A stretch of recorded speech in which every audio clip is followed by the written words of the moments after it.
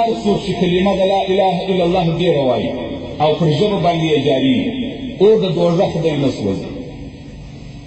او که چا د جمعې په ورځ باندې کلمه د لا اله الا الله وویل 200 واره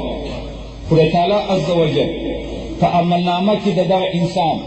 ثواب د 40 قبولو حجو خدای تعالی عز وجل ورلیږدي کېږي.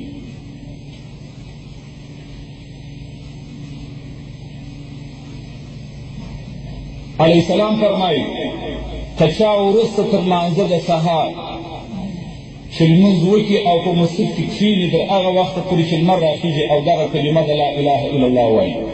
او وروسته د مازدیګر تر لمانځه تر لمرلېدو پورې دا کلمه د لا اله الا الله ووایي په مابینځ کې د دې کلمې د دنیا خبرې ونه کړي پر خدای تعالی باندې حق ده چې الله عز وجل به دی خامخا و جنت ته استوي او پوښتنه به په ورځ د آخرت د لږو د ډېر هم نه ځي نیول کېده خدای تعالی عز وجل د دغه بنده څخه په ورځ د قیامت او شفاعت به وکړي د 80 کسانو د هغسې کسانو چې واجب سوی وي دوزخ ورته مستحق د دوزخ وي د هغسې کسانو شفاعت په ورځ د آخرت کېږي. که چا په وخت کې د اوداسه کلمه د لا اله الا الله وویل پر هر څاڅکي باندې چې د ده د اندامو څخه تویېږي خدای تعالی عز وجل یو ملکه پیدا کړي تر ورځې پورې د قیامت دغه ملکه کلمه وایي او ثواب یې و دغه شخص چې دا کلمه یې په اوداسه کې ویلې د خدای تعالی عز وجل یې د دغې ملکې ثوابونه یې ټول پروردګار عز وجل وده ته ورپرسوي. هر سړي ته په وخت کې د خوب چې و خوب ته ځي 10 واره کلمه د لا اله الا الله محمد رسول الله وویل داسې ثواب لري لکه یو مرئي چې په لاره کې د خدای عز وجل عذاب وګرځي.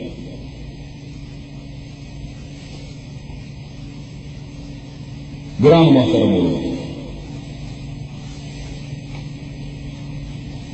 هر څوک چې کلمه د لا اله الا الله وایي او ورد یې ګرځي او ذکر یې ګرځي خدای تعالی عز وجل دی د اور څخه د دوزخ ساتي. پروردګار عز وجل وحی و موسی علیه السلام ته ورکوي چې ای موسی علیه السلام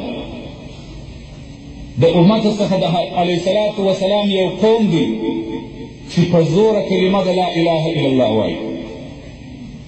دا دوستان زما دي زه خپل دیدار اولین و دغسې قوم ته ورکوم او دا په مثل باندې د پیغمبرانو او ثواب د پیغمبرانو ورکوم. هر څوک چې وروسته تر لمانځه د سهار 10 واره کلمه د لا اله الا الله ووایي او وروسته د ماپښین تر لمانځه 20 واره ووایي د مازدیګر تر لمانځه یې 30 واره ووایي د ماښام تر لمانځه 40 واره ووایي د ماخوستن تر لمانځه وروسته یې 50 واره ووایي تر وترو وروسته 80 واره کلمه د لا اله الا الله ووایي خدای تعالی عز وجل د 80 لکو ثواب د 80 لکو کالو ثواب خدای تعالی عز وجل د په عملنامه کې کاشي او جنت ته خدای تعالی عز وجل دا سړی داخلوي او په جنت کې خدای تعالی عز وجل 80 شهر ور عطا فرمایي په هر ښار کې 80 قصر وي په هر قصر کې 80 خونې وي په هره خونه کې تخت د زرو پروت وي او پر هر تخت باندې هوره ناسته وي. د دې حدیث روایت بیهقي کړی دی. علیه السلام فرمایي هر چا که 100 واره کلمه د لا اله الا الله وویل په ورځ کې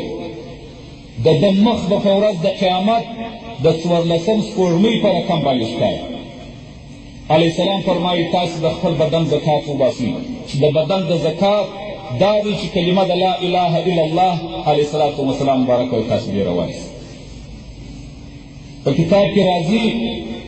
یو لمونځ دی صلات الذاکرین ورته وایي مؤمن باید دا لمونځ په خپل عمر کې یا چې فارغ شي دا لمونځ باید وکړي. خدای تعالی عز وجل بیا حشر په ورځ د آخرت د ذاکرانو سره راپورته کړي او هر حاجت چې د خدای تعالی عز وجل څخه وغواړي خدای تعالی عز وجل بیا حاجت پوره کړي او ثواب به خدای تعالی عز وجل ورکړي و دغه شخص دونه ثواب چې هغه ورته 20 ځایېږي. 4 رکعته لمونځ په هر رکعت کې وروسته تر الحمدلله 15 واره قل هو الله احد ویل وروسته تر قل هو الله په ولاړه کې 300 واره کلمه د لا اله الا الله ویل، په رکوع کې، په سجده کې او په قومه کې چې د رکوع څخه راپورته شي په مثل د صلات تسبیح د لمانځه 40 واره کلمه د لا اله الا الله ویل. وروسته تر لمانځه 300 واره ویل، 360 واره ویل کلمه د لا اله الا الله. شیخ باعزید بوستاني صاحب فرمایي چې زما څخه دا لمونځ یو وخت کوز شو، 40 ورځې غمجنه وم. او دی مبارک فرمایي چې ما علیه الصلاة وسلام په خوب ولیدی. باعزید بوستاني صاحب وایي چې علیه الصلاة وسلام ما په دغه شپه په خوب باندې ولیدی چې دغه لمونځ صلات الذاکرین لمونځ ما وکړ. او هر چا که په خپل عمر کې دا لمونځ وکړي پر ده باندې جنت حلال دی او دوزخ ته حرام دی. کتاب وایي نو کتاب وایي ټولو مؤمنانو او مسلمانانو ته چې دغه لمونځ په خپل عمر کې یو وایي ادا وفرمایي چې خدای تعالی عز وجل جنت ورته واجب کړي او د اور څخه د دوزخ یې وساتي. قال زازان وأنا النبي صلى الله عليه وآله وسلم من قال لا إله إلا الله محمد رسول الله مع الحضور أكرمه الله تعالى ب12 مقامات. علیه الصلاة والسلام فرمایي که چا په کامل اوداسه سره کلمه د لا اله الا الله محمد رسول الله وویل، په 12 ځایونو کې به خدای تعالی عز وجل د دې عزت او اکرام وکړي. او هر څوک چې کلمه د لا اله الا الله ډېره وایي او پر ژبه باندې یې جاري وي، اور د دوزخ دی نه سوځي. او که چا د جمعې په ورځ باندې کلمه د لا اله الا الله وویل 200 واره، خدای تعالی عز وجل په عملنامه کې د دغه انسان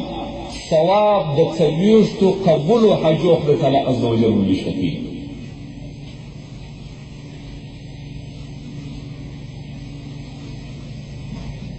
علیه السلام فرمایي که چا وروسته تر لمانځه د سهار چې لمونځ وکړي او په مسجد کې کښېني تر هغه وخته پورې چې لمر راخیږي او دغه کلمه د لا اله الا الله وایي،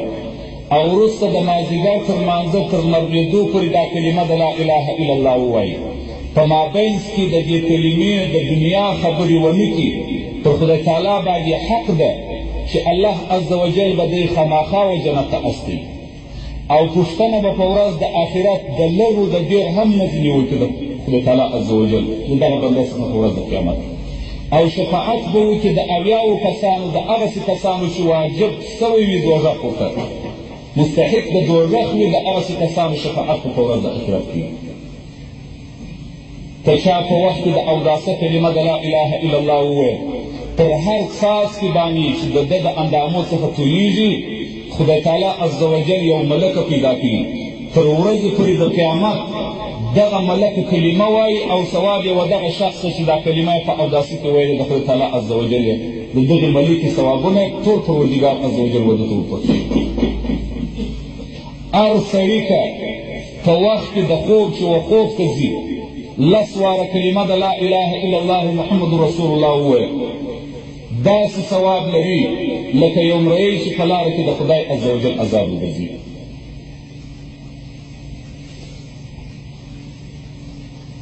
ګرانو محترمو، هر څوک چې کلمه د لا اله الا الله وایي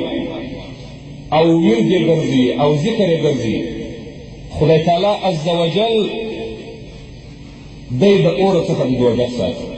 پروردګار عز وجل وحی و موسی علیه الصلاة والسلام ته وکړي چې ای موسی علیه السلام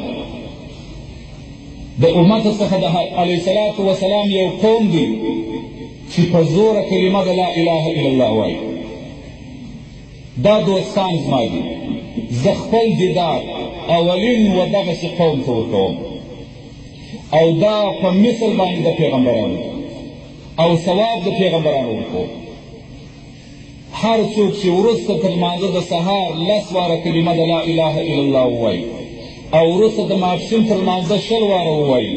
د مازدیګر تر لمانځه یې 30 واره ووایي، د ماښام تر لمانځه 40 واره ووایي، د ماخوستن تر لمانځه وروسته یې 50 واره ووایي، تر وترو وروسته 60 واره کلمه د لا اله الا الله ووایي.